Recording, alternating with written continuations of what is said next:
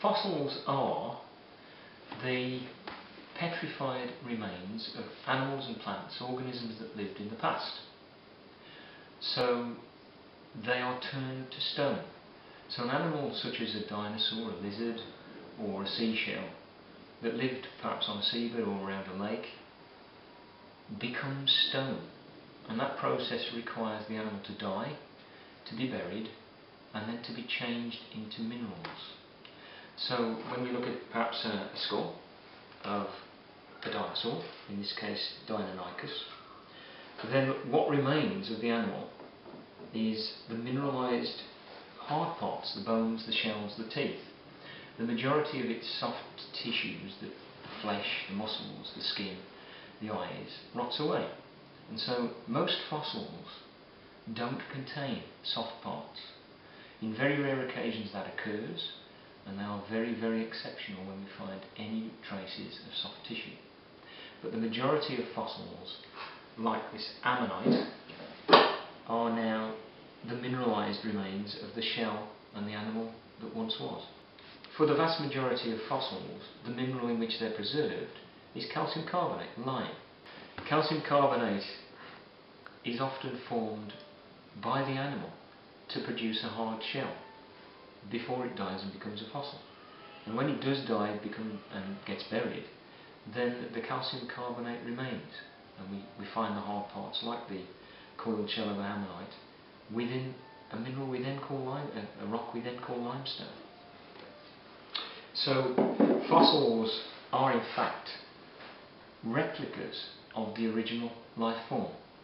Atom by atom they've been replaced after burial by new minerals which retain their structures and show us their shapes, size, and some of the ways in which they lived. So fossils are an incomplete record of life on Earth, trapped within the rocks. And in particular, they can only really be trapped within sedimentary rocks, and sedimentary rocks which have been changed to a light degree, squeezed a little. So we often find fossils in shale, fossils in slate. We don't find fossils in volcanic lava because the formation of those rocks is just too destructive to retain the presence of life forms. So fossils give us a replica of life that once lived on Earth, and layer by layer we can build up the story of life on Earth by looking at the fossils within those particular layers and the order in which they occur. So by going deepest down, we usually find the rocks that formed first, a long time ago, and they contain fossils of that time.